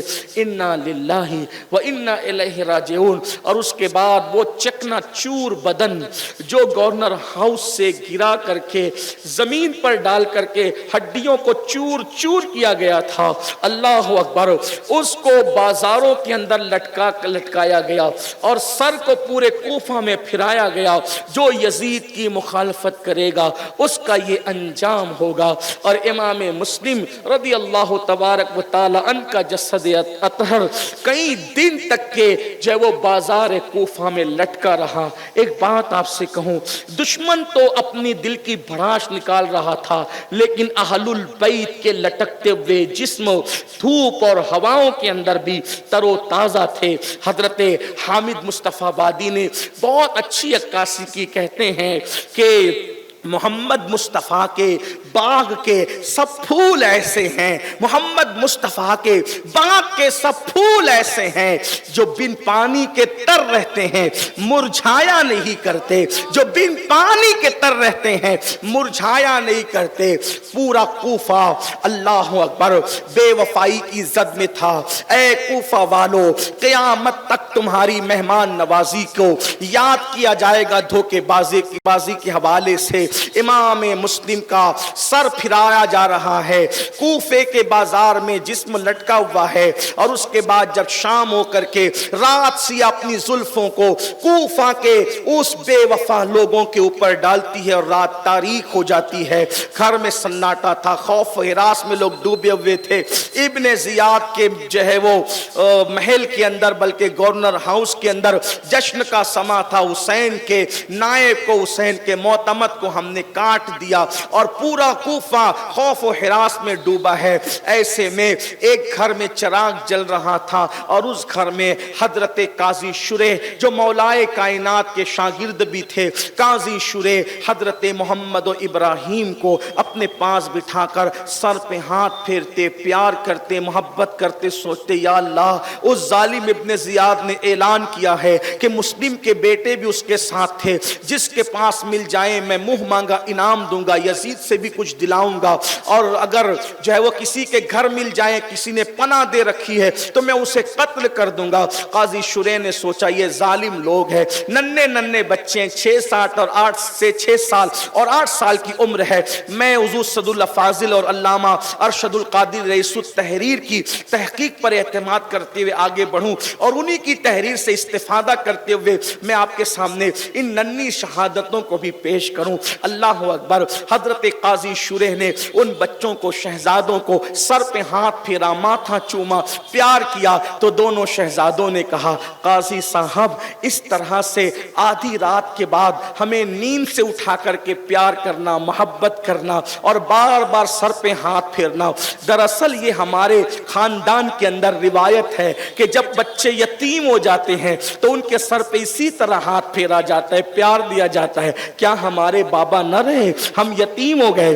काजी शुरेह ने उनको सीने से लगाया, सीने से लगा करके फूट फूट कर रोने लगे और ये इत्तिला दिल पर, सीने पर पत्थर रख करके दी, ऐ खानदान नबुव्वत की मासूम कलियों, हाँ हाँ तुम्हारा बाबा आज जामे शहादत नोश कर चुका। कूफा वालों ने तुम्हारे बाबा के साथ बेवफाई की, मैं पहले भी, कल भी और इससे पहले सालों में बयान कर चुका हूं। खानदान नबुव्वत के जिन शहजादों को हम बचपने की वजह से मासूम कहेंगे वो सिर्फ और सिर्फ लुग़वी माना में कहेंगे, जिसको हुजूर रईसुल कलम अल्लामा अरशदुल कादरी ने जिस माना में अपनी किताब में लिखा। रही बात रवाफिज जिस माना में कहते हैं, उस माना में कहने की न हमारी मंशा है, न हमारी मुराद है और न हमारा वो अकीदा है। बहरहाल हजरत इमाम हजरत काजी शुरे ने फरमाया, खानदान नबुव्वत की उन मासूम कलियों से तुम्हारे बाबा शहीद हो चुके। दोनों भाई एक दूसरे के सीने लग के लिपट लिपट के रोने लगे। हाय बेकसी, हाय मुसाफिरत में बाप का साया सर से उठ जाना।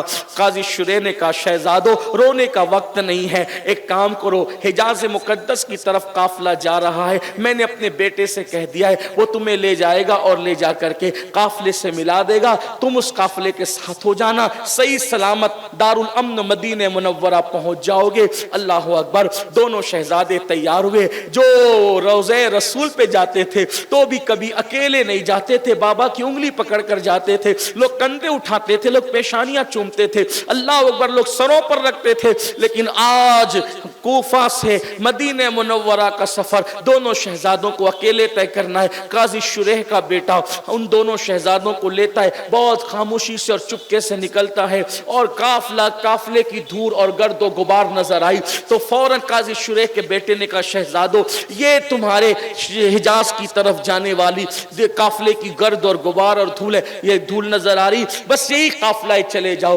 दोनों शहजादे उस धूल को देखते हुए आगे बढ़े। थोड़ी ही देर में धूल नजरों से गायब हो गई और काफिला न था, न गर्द और गुबार था। अल्लाह अकबर। दोनों शहजादे पैदल चलते चलते थके, कभी पैरों में कांटे चुभते हैं। अल्लाह अकबर। और फिर उसके बाद रात का सन्नाटा है। अल्लाह अल्लाह। हालात ये है कि दरिंदों के चीखने चिल्लाने की आवाज आती है, एक दूसरे से सीना चिमटा करके एक दूसरे से लिपट जाते हैं, पत्ता खड़कने की आवाज आती है, दिल धक धक करने लगता है। अल्लाह अकबर। कभी पैरों में कांटे भी न चुभे थे, आज पैर कांटों से छलनी थे।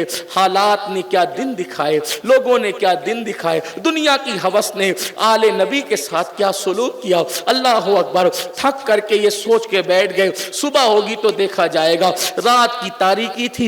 इब्ने जियाद के गुर्गे तलाश करते करते शहजादों को जंगल में पहुंचे। नन्हे शहजादे पूछा, बताओ कौन हो? तो सोचा यतीमों के साथ तो काफिर भी अच्छा सुलूक करते हैं, यतीम सुनकर काफिर भी अच्छा सुलूक करते हैं। बिल्कुल सादगी के साथ कह दिया, सच्चों की औलाद थी, सच्चे थे, सच्ची तरबियत की गई थी, सच्चाई का दर्स दिया गया था, सच्चाई के माहौल में पले बड़े थे। तो कह दिया हम इमाम मुस्लिम के यतीम है। इतना सुनना था कि जुल्फे पकड़कर जालिमों ने इतना मारा, तमाचे लगाए। कभी घर में, मोहल्ले में, मदीने मुनव्वरा में तमाचों का तसव्वुर भी न था, लेकिन इतना मारा चेहरे पर उंगलियों के निशान पड़ गए, बाल पकड़ करके, जुल्फे पकड़ करके कसी गई। और उसके बाद का, जालिमों हम तुम्हें ढूंढ ढूंढ कर थकते हैं और तुम भागे भागे जंगल में फिरते हो। बिल आखिर इब्ने जियाद के पास लाकर दोनों शहजादों को जमा करा दिया। इब्ने जियाद ने कहा, इनको कैद खाने में डाल दो। सोचो سوچو تو صحیح، اللہ اکبر، ہندوستان میں بھی 6 اور 8 سال کے بچوں کو اللہ اللہ منکرین اسلام جیل میں دیکھنا پسند نہیں کرتے، لیکن جن پر نماز میں درود پڑھا جاتا ہے ان شہزادوں کو جیل میں ڈالا جا رہا ہے، قید میں ڈالا جا رہا ہے۔ پھر لوگ کہتے ہیں کہ ان کا قصور کیا ہے؟ میں آپ سے پوچھنا چاہتا ہوں، اگر انصاف دنیا میں موجود ہے، حقائق دنیا میں موجود ہے، سچائی دنیا میں موجود ہے، لوگ اندازہ کریں آخر شہزادوں نے بگاڑا کیا تھا؟ امام مسلم نے بگاڑا کیا تھا؟ امام حسین نے بگاڑا کیا تھا؟ صرف دین کی بقا اور تحفظ کے لیے خاندان اٹھا تھا، باقی اور چیز کیا تھی؟ لیکن اللہ اکبر، ابن زیاد بدنہاد بانی فساد، اس ظالم نے کہا کہ لے جاؤ اور قید میں ڈال دو، یزید کو خط لکھتا ہوں، جو حکم دے گا اس پر عمل کیا جائے گا۔ لیکن یاد رکھنا اللہ اکبر، ایسا ضرور ہوتا ہے کہ اہل انصاف کے گلستان میں کانٹے بھی کھلتے ہیں اور کانٹوں کے درمیان کوئی چپکے سے پھول کی کلی بھی مسکراتی ہے، ایسا ہوتا رہا ہے۔ اور جب قید میں ڈالا گیا تو قید میں جو قید خانے کا جو داروغہ تھا اس کا نام مشکور تھا۔ مشکور نے شہزادوں کو دیکھا اور اس کو ترس آیا، اس نے کہا شہزادوں میری جان کا جو کچھ ہو لیکن آپ کے نانا کی شفاعت کی خاطر میں اتنا کر سکتا ہوں کہ تمہیں رات کو چپکے سے آزاد کر دوں گا، تم چلے جانا یہاں سے۔ دیکھو قادسیہ میں میرا بھائی رہتا ہے، یہ انگوٹھی لو، میرے بھائی کو انگوٹھی دکھانا، جب تم قادسیہ پہنچ جاؤ گے تو تم کو وہ حجاز پہنچا دے گا بہت آسانی کے ساتھ۔ دونوں شہزادوں نے مشکور کی انگوٹھی لی اور انگوٹھی لے کر کے جو راستہ قادسیہ کا بتایا تھا اس کی طرف چلے۔ پھر راستہ جو ہے وہ بھول گئے، ننھے تھے، عمر چھوٹی تھی، خیال نہ تھا، راستہ بھول گئے۔ ننھے بچے کب تک چلتے؟ کل کا خوف بھی تھا کہ دشمن ہماری تلاش میں ہے۔ بالآخر ایک جنگل میں دیکھا کہ اب کریں تو کیا کریں، رات کٹ رہی ہے، رات ختم ہو رہی ہے، پھر پکڑے جائیں گے۔ تو ایک چشمہ نظر آیا، بڑے بھائی نے چھوٹے بھائی سے کہا نماز فجر کا وقت ہے، وضو کر کے فجر پڑھ لیتے ہیں، اور جب فجر کا جب تک نہیں پھوٹتی تب تک انتظار کر لیتے ہیں۔ دونوں شہزادوں نے انتظار کیا، فجر کی نماز پڑھی، نماز فجر پڑھ کر چشمے کے کنارے دیکھا بڑا سا درخت تھا، اس میں کھو تھی، ایک بڑی سی کھو تھی، کھوکھلا تھا وہ درخت، اس میں چھپ کر کے بیٹھ گئے۔ قسمت کا کیا کہنا، اللہ اکبر، تقدیر کی تلوار سروں پر سب کے لٹک رہی ہے، تدبیر ختم ہو جاتی ہے اور ہمیشہ تقدیر غالب آتی ہے۔ دونوں شہزادے اس درخت کی کھو میں چھپ کر کے بیٹھے ہوئے اور اسی عالم کے اندر وہ کوئی خاتون جو ہے چشمے پر تالاب پر پانی بھرنے کے لیے آتی ہے، جیسے ہی اپنی مٹکی جو ہے اس نے تالاب میں ڈبویا تو ڈبوتے وقت اس نے دیکھا کہ بڑی خوبصورت سی حسین و جمیل شکلیں پانی کے اندر اس کا عکس جمیل نظر آ رہے ہیں۔ مڑ کے دیکھا تو دونوں شہزادے پوچھا کون ہو؟ تھر تھرانے لگے، کل کا انجام سامنے تھا، دونوں شہزادے تھر تھرائے اور انجام سامنے تھا، بید کی طرح کانپنے لگے۔ اس کنیز نے کہا چہرے سے تو شہزادے معلوم ہوتے ہو، بتاؤ کون ہو، لیکن اتنا یاد رکھنا اگر نہ بتاؤ گے پھر بھی اہل ایمان کی ناک کی خوشبو ضرور خون رسول کا اندازہ کر لیتی ہے۔ بتاؤ آل فاطمہ ہو، آل رسول ہو، رسول اللہ کی خاندان سے ہو؟ اتنا سننا تھا کہ دونوں شہزادے کی آنکھیں برس پڑی۔ کیسے پہچانا؟ ایمان والوں کو پہچاننا، بلکہ یوں کہہ لیں اپنے الفاظ میں، جوہری کو جوہر پہچاننے میں کوئی مشکل نہیں ہوتی، سونار کو سونا پہچاننے میں کوئی دقت نہیں ہوتی۔ اس نے سینے سے لگایا، شہزادوں بتاؤ کون ہو؟ امام مسلم کے یتیم ہے۔ اچھا آپ میری مالکہ اہل بیت کی بڑی شیدائی اور دیوانی اور عاشقہ ہیں، چلو اس کو جب پتہ چلے گا کہ سیدہ کے لال میرے گھر آئے تو مجھے انعام دے گی اور مجھے بھی خوشی ہوگی۔ دونوں شہزادوں کو لیا اور لے کر کے جیسے ہی گھر پہنچی اور اپنی مالکہ سے بتایا، دیکھو یہ سیدہ کے گھرانے کے پھول ہیں، مسکراتی ہوئی کلیاں ہیں، اور شہزادے تھے بڑے خوبصورت حسین و جمیل، لیکن چلتے چلتے لباس پر گرد و غبار تھی، زلفیں گرد و غبار میں اٹی ہوئی تھی، چہروں پر بھی جو ہے وہ اللہ اکبر حالات کچھ سفر کے آثار ظاہر تھے۔ جیسے ملے تو اس نے منہ دھلایا، کپڑے دیے اور کھانا کھلایا، اور کھانا کھلا کے کہا شہزادوں میں آپ کی دادی کی کنیز ہوں، ایک کام کریں اس گھر کو اپنا ہی گھر سمجھے، یہاں رہے۔ دشمنوں کے شہر میں کوئی مامن مل گیا، پناہ گاہ مل گئی، تو دونوں شہزادے جو ہے ایک کمرے میں تھے۔ ایسے میں उस कमरे में राहत के साथ चाहे वो रख दिए गए और राहत आई, राहत के खाने के बाद सुला दिए गए।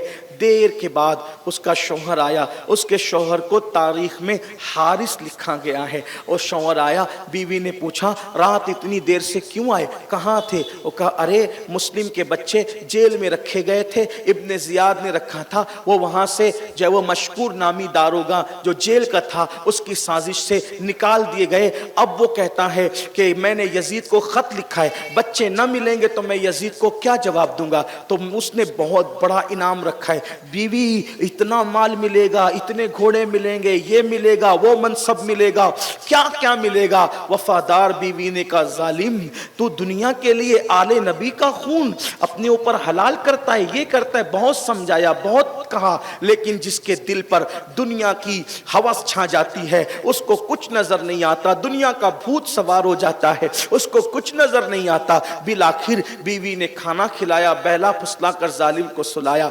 इधर वो आंख बंद करके सोया, उधर बच्चों के रोने की आवाज आई, शहजादों के रोने की आवाज आई। उठा और उठ करके कहा बीवी से कि बच्चे कहाँ रो रहे हैं, हमारे घर में तो छोटे बच्चे नहीं, ये बच्चों के रोने की आवाज कहाँ से आ रही। बीवी ने कहा शायद तेरे कान बज रहे हैं या पड़ोस से रोने की आवाज आ रही। कहा नहीं, रोने की आवाज हमारे घर से आ रही।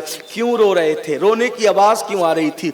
बात इतनी थी, बड़े भाई ने छोटे भाई को जगाया, जगा के कहा वो सो नहीं उठो, सो नहीं उठो, इसलिए कि सोने का वक्त नहीं, इस वक्त तो अब जो है दुनिया से जाने का वक्त है। तो छोटे भाई ने कहा भाई भैया हुआ क्या? कहा कि मैं सो रहा था, मैंने क्या देखा, अल्लाह अकबर, हौज़े कौसर का किनारा है, सैयदुल अंबिया मुहम्मदुर रसूलुल्लाह जलवगर है, दादा अली मर्तज़ा भी है, सैयदा फातिमतुज़ ज़हरा भी है, ताया इमाम हसन भी है। और ऐसे में बाबा पहुंचे तो सरकार ने पूछा मुस्लिम तुम तो आ गए, शहजादों को कहाँ छोड़ आए हो?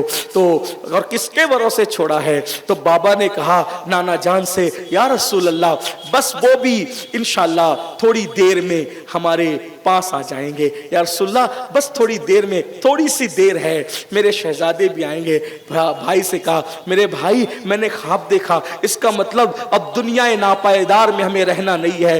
बाबा ने इशारा दे दिया ख्वाब के जरिए से कि हमें वापस पलट कर जाना है। छोटे भाई ने कहा मेरे भैया सच बताऊं मैं भी इसी ख्वाब में जो है वो मसरूफ था, यही ख्वाब मैं भी देख रहा था, आपने उठा दिया। दोनों भाई सीने लग करके रोने लगे, हाय अब अम्मी का चेहरा देखना नसीब ना होगा, हाय अब मदीने मुनव्वरा जाना नसीब ना होगा, हाय मदीने मुनव्वरा की गलियां देखना नसीब ना होगा, हाय मदीने मुनव्वरा की वो बहारें, वो खजूर के दरख्तों की कतारें, वो मदीने मुनव्वरा की मुअत्तर फजाएं। अल्लाह अकबर, बाबा गए, माँ का चेहरा देखने की तमन्ना थी, अब माँ का चेहरा भी नजर नहीं आएगा। ये कहकर एक दूसरे से लिपट कर नन्हे शहजादे रोने लगे, और वो उस घर को तो अपना ही घर समझे थे। ऐसे में उस जालिम की जबान खुली, रोने की आवाज सुनी। बीवी से कहा कहाँ आए, किस वक्त हमारे घर से बच्चे के रोने की आवाज कैसे आ रही है? बीवी ने समझाने की कोशिश की, जालिम न माना, ताला तोड़ा, दरवाजा खोला तो देखा कि नन्हे शहजादे नूरानी शक्ल के वो शहजादे नबी के लगते जिगर रो रहे हैं। पूछा कौन हो? वो अपना घर समझा था, कह दिया इमाम मुस्लिम के यतीम है। इतना सुनना था कि जालिम ने मारना शुरू किया, मैं तुम्हें ढूंढ रहा हूं, मेरा घोड़ा मर गया ढूंढते ढूंढते, पैदल चलते चलते थका, और तुम मेरे घर में ऐश करते हो, मजे लेते हो। बीवी ने पकड़ा, बीवी को भी मारा, बिल आखिर उस जालिम ने कनीज ने पकड़ा, कनीज को भी मारा, और फिर दोनों शहजादों के जुल्फों को पकड़कर दोनों के बालों से एक दूसरे को बांध दिया। सुबह का इंतजार करने लगा। बीवी अल्लाह अकबर हाथ जोड़ती थी, पैर पकड़ती थी, मेरे सरताज अपनी आखिरत को तबाह न कर, दुनिया नापायदार है, दुनिया की कोई हैसियत नहीं है।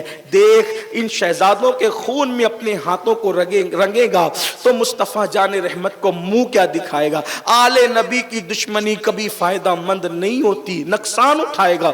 बहुत समझाया न माना, बिल आखिर सुबह हुई तो सुबह को उसने अल्लाह अकबर अपनी सवारी ली और सवारी पर दोनों शहजादों के हाथ बांध باندھے اور زلفوں سے ایک دوسرے کی بال تو باندھ ہی دیے گئے تھے. اللہ اکبر. اور دونوں شہزادوں کو اللہ اللہ اس نے چہرے پر کپڑا ڈالا اور اپنی سواری پر رکھ کر کے حضرت امام مسلم کے شہزادوں کو فرات کے کنارے لے جانے لگا. وہ چھپا کر اس لیے لے جا رہا تھا اگر کسی نے دیکھ لیا پکڑ لیا یہ بچے مجھ سے چھین لے گا, ابن زیاد کے پاس لے جا کر کے دے گا اور ابن زیاد پھر اس کو انعام دے گا, انعام مجھے نہیں ملے گا. تو اس ظالم نے یہ کیا, فرات کے کنارے پر بچوں کو لے جانے لگا. وہ خاتون پھر پلٹی, پھر اس نے جو وہ واسطے دیے, ایسا مارا کہ سر ٹکرایا دیوار سے, بے ہوش ہو کر کے بیوی زمین پہ گر پڑی. کنیز آئی اس کو بھی مارا. اللہ اکبر. اور پھر فرات کی طرف وہ روانہ ہو گیا. اللہ اللہ. حضور رئیس القلم علامہ ارشد القادری رحمت اللہ علیہ یہاں بڑی خوبصورت بات لکھتے ہیں. انہوں نے تو حتمی طور پر بات کی ہے لیکن میں اس کو تھوڑی سی ترمیم کر کے تخیلات کی دنیا میں ایک اشارہ دے کر کے گزرنا چاہتا ہوں. حضرت رئیس القلم لکھتے ہیں کہ فرات کے کنارے جب ننھے شہزادوں کو اس نے کھڑا کیا اور تلوار نکالی کہ قتل کریں شہید کریں, تو بڑا بھائی کہتا تھا پہلے مجھے قتل کر دو تاکہ میں چھوٹے بھائی کی موت نہ دیکھ سکوں, اور چھوٹا بھائی کہتا تھا کہ پہلے مجھے قتل کر دو تاکہ میں بڑے بھائی کو مرتے ہوئے نہ دیکھ سکوں. ایسے عالم کے اندر اللہ اللہ رئیس القلم جو لکھتے ہیں اشارہ دے رہا ہوں, کہتے ہیں کہ سیدہ کی روح پر کیا گزری ہوگی. سیدہ کی روح اطہر, سیدہ کی روح اطہر, روح منور, خاتون جنت کی روح منور. اللہ اللہ. قبر انور سے عرش کی طرف بار بار مچل مچل کر بڑھتی ہوگی تاکہ زمین و سما کو کائنات کو تہو بالا کر دے, زیر و زبر کر دے. لیکن رسول اللہ کا اشارے ابرو ان کو صبر کی تلقین کرتا ہوگا. گویا کہ مولائے کائنات کی کیفیت اس وقت کیا رہی ہوگی جب محمد و ابراہیم پر اللہ اکبر 8 اور 6 سال کے شہزادوں پہ جب تلوار اٹھنے والی ہوگی. فاتح خیبر ذوالفقار حیدری لے کر اللہ اللہ نظام کائنات کو تہو بالا کرنا چاہتے ہوں گے یا اشارے محمد الرسول اللہ کی طرف تکتے ہوں گے کہ کریں کیا. لیکن اللہ اللہ کہتے ہیں فرشتوں کی چیخیں نکلتی ہوگی, عرش دہلتا ہوگا, کیا حالات ہوں گے. اللہ اکبر. ایک بے گناہ عام انسان مارا جائے تو اللہ کا عرش ہلتا ہے, ایک بے گناہ عام انسان مارا جائے تو اللہ کا عرش ہلتا ہے. حدیث پاک ہے جب یتیم کی آن نکلتی ہے تو اللہ کا عرش ہلتا ہے. وہاں تو وہ بے گناہ بھی ہے, خون رسول بھی ہے, یتیم بھی ہے, مسافر بھی ہے, ننھی سی کلیاں بھی ہے, اور ان کو مارا جا رہا ہے. ایسے میں بڑا بھائی چھوٹے بھائی بڑا بھائی چھوٹے بھائی کے لیے, چھوٹا بھائی بڑے بھائی کے پہلے مجھے. اسی میں اس کی بیوی کو ہوش آئی اور کہنے لگی خدا کے لیے ایسا نہ کر, خدا کے لیے ایسا نہ کر. اس نے اسی تلوار سے پہلے بیوی کو قتل کر دیا اور پھر کہا دونوں بھائیوں کو اتنی تمہیں جو ہے ایک دوسرے سے محبت ہے تو لاؤ ایک دوسرے کے سامنے مرنے نہ دوں. اور پھر اللہ اکبر اس نے تلوار نکالی اور ننھی معصوم جانیں جو ایک دوسرے سے لپٹی ہوئی تھی دونوں کو ایک ساتھ شہید کر دیا. دونوں کے جسم اطہر سے گردنیں نکلی. انا للہ و انا الیہ راجعون. یہ دوسری اور تیسری شہادت تھی, بلکہ شہادتیں تو اور بھی پہلے امام مسلم کے بعد ہو چکی تھی حضرت ہانی کی اور دیگر لوگوں کی, لیکن خاندان نبوت کی یہ دوسری اور تیسری شہادت تھی. دونوں شہزادوں کے جسم اللہ اللہ فرات کے کنارے پڑے تھے اور کوئی کفن دینے والا, کوئی دفن کرنے والا بھی آج موجود نہ تھا. اس نے دونوں سروں کو لیا اور سر لے کر ٹوکرے میں ڈالے, اور ٹوکرے میں ڈالنے کے بعد ابن زیاد کے پاس پہنچا. ابن زیاد سے کہا ابن زیاد دیکھ میں تیرے لیے کیا لایا ہوں, اور مجھے انعام دے جس کا تو نے وعدہ کیا تھا, جس کے لیے تو نے کہا تھا انعام دوں گا, اکرام دوں گا, انعام دلواؤں گا, عہدے دلواؤں گا.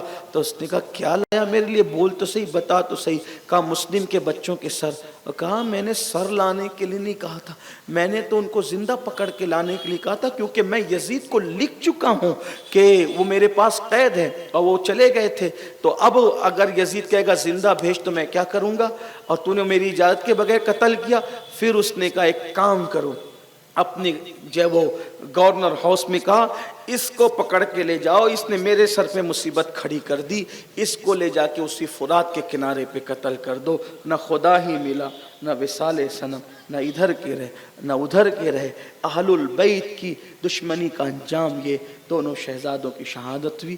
ان دونوں کا مزار مقدس اب بھی عراق کی سرزمین پر موجود ہے، فقیر کی بار بار حاضری ہوئی ہے، بہت سارے محققین اور جو ہے وہ مصنفین نے ان شہادتوں کے بارے میں اپنی آراء کا اظہار بھی کیا ہے، سب کی آراء لائق تسلیم ہے، لیکن ہم اپنے بزرگوں کے پابند ہیں۔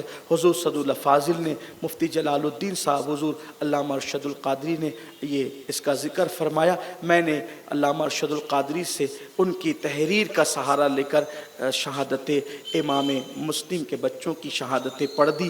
اللہ سے دعا کرتا ہوں شب جمعہ ہے، اللہ ان سیدوں کے صدقے، ان میرے آقا کی اس مقدس آل کے صدقے، ان شہزادوں کے صدقے اللہ تعالیٰ میری آپ کی دنیا، میری اور آپ کی نسلوں کی دنیا اور آخرت کو سنوار دے۔ اللہ ہم سب کو نبی اور آل نبی کی سچی وفا نصیب کرے، احترام اصحاب رسول کے ساتھ اللہ تعالیٰ ہمیں جینے مرنے کی توفیق عطا فرمائے۔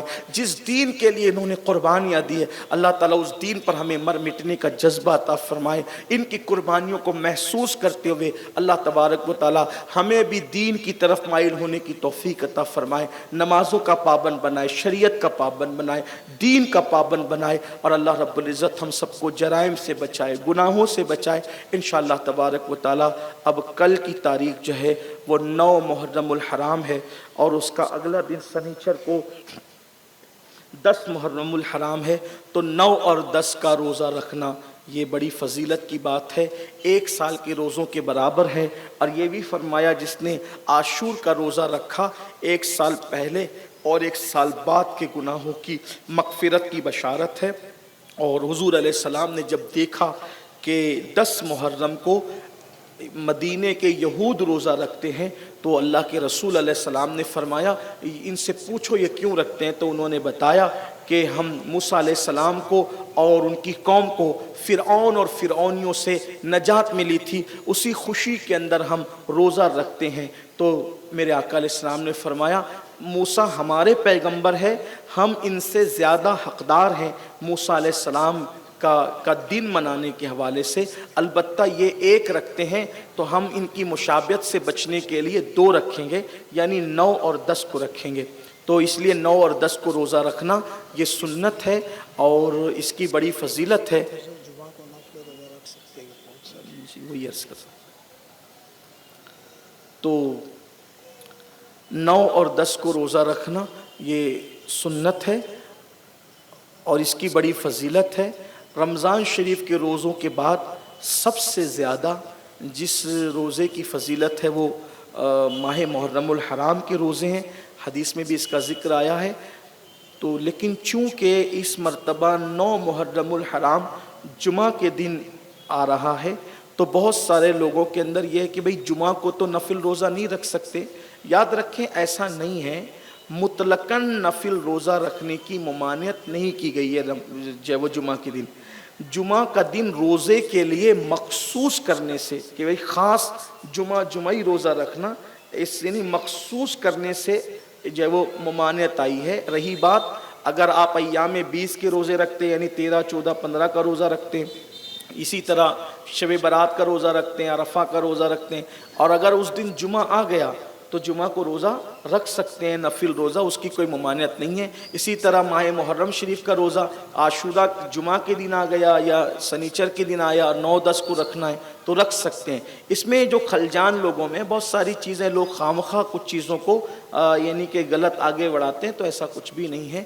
تو روزہ رکھنے آپ رکھیں، روزوں کا اہتمام کریں، درود شریف کا اہتمام کریں، تلاوت قرآن کا اہتمام کریں، سبیل امام حسین کا احترام کریں، صدقہ دیں، امام عالی مقام کی طرف سے صدقہ دیں، نیاز کریں، لوگوں کو کھانا کھلائیں، اس کی بڑی برکتیں ہیں انشاءاللہ تعالیٰ۔ کبھی موقع رہ چکے ہم تو داستان کربلا بیان کرتے ہیں تو ایسا موقع ہی بیچ میں نہیں آتا کہ ان ساری چیزوں کا تذکرہ کیا جا سکے، اس لیے میں آپ سے کہتا ہوں امام کے نام پہ صدقہ دینا، امام کے نام پہ کھلانا، امام کے نام پہ پلانا، بہت اس کی برکتیں ہیں۔ بلکہ امام علی مقام کے نام پر غیر مسلموں نے کھلایا پلایا تو اللہ تعالیٰ نے ان کو کتنا نوازا، یہ ہمارے بزرگوں نے اپنی کتابوں میں لکھا ہے۔ امام علی مقام کی ان لوگوں کو زیارت تک ہوئی، امام نے ان کو کلمے کی تلقین فرمائی، ایمان کی دولت عطا فرمائی، تو یہ بہت بڑی بات ہے، اظہار محبت ہے، اظہار پیار ہے۔ اس لیے صدقہ، خیرات، سبیل امام حسین، یہ ساری چیزیں کیجئے۔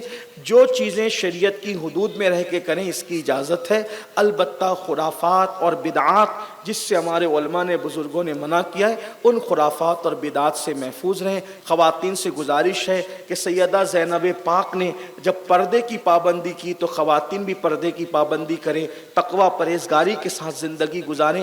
ہمیں بہت افسوس ہوتا ہے، احساس ہوتا ہے کہ کربلا کی داستان سنتے ہیں، گنبد و مینار کے شہر میں رہتے ہیں، پھر بھی ہمیں افسوس کے ساتھ کہنا پڑتا ہے کہ اگر ہماری بیٹیاں بے پردہ گھومیں، ہماری بیٹیاں اگر معاذ اللہ روڈوں پر، راستوں پر کوئی غلط حرکت کرتی نظر آئیں تو پوری امت کا سر جب وہ ندامت سے جھک جاتا ہے، شرم سے جھک جاتا ہے۔ یاد رکھیے قوم کی بیٹیوں کو بھی یہ تلقین کی جاتی ہے، یہ دنیا چند دن کی ہے، عیاشیاں اور آوارہ کرنے والوں کی، آوارہ گردی کرنے والوں کی قبروں کا نشان بھی مٹ جاتا ہے میری بہنوں۔ اس لیے تقوی کے ساتھ رہو، پرہیزگاری کے ساتھ رہو۔ والعاقبۃ للمتقین کہا گیا کہ آخرت صرف متقیوں کے لیے ہے، اس لیے تقوی اختیار کرو۔ یہ امام علی مقام کا پیغام تھا۔ آج سے پہلے نماز نہیں پڑھتے تھے تو نماز کی جو وہ پابندی کرو، طے کرو۔ امام آپ نے جس نماز کو تحفظ دیا ہم وہ نماز کبھی نہیں چھوڑیں گے۔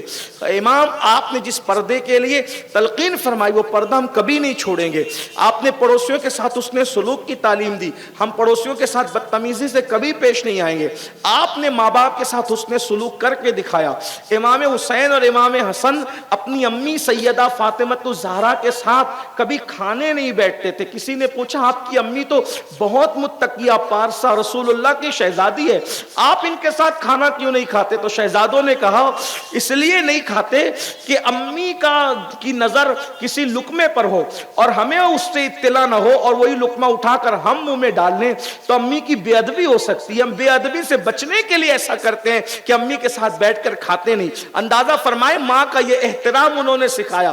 لیکن ہمیں حیرت اس بات پر ہے کہ ہم کربلا سن بھی رہے ہیں، رو بھی رہے ہیں، آنسوؤں کی سوگات بھی پیش کر رہے ہیں، لیکن زندگی کے اندر تبدیلی کیا ہے، انقلاب کیا ہے؟ مسلمانوں جب تک تبدیلی نہ آئے آپ سچے حسینی نہیں ہیں۔ سچی حسینیت تبدیلی کا نام ہے، حسینیت انقلاب کا نام ہے، حسینیت دین پر سختی سے عمل کا نام ہے، حسینیت شریعت کے تحفظ کا نام ہے، حسینیت دین پہ مر مٹنے کا نام ہے، حسینیت دین کے لیے سب کچھ قربان کرنے کا نام ہے، حسینیت دین کے لیے سب کچھ لٹانے کا نام ہے، حسینیت اللہ اس کے رسول کی محبت میں ڈوب جانے کا نام ہے، حسینیت اللہ رسول کے لیے قربانی دینے کا نام ہے۔ اس لیے رسمی اور اسمی حسینیت کی طرف سے نکل کر حقیقی حسینیت کی طرف چلیے تاکہ امام علی مقام کی توجہ ہماری طرف ہو۔ اللہ تعالیٰ سب سے پہلے مجھے آپ سب کو توفیق بخشے، گفتگو کے درمیان کوئی غلطی ہو تو اللہ معاف فرمائے۔ وما علینا الا البلاغ۔ السلام علیکم ورحمۃ اللہ۔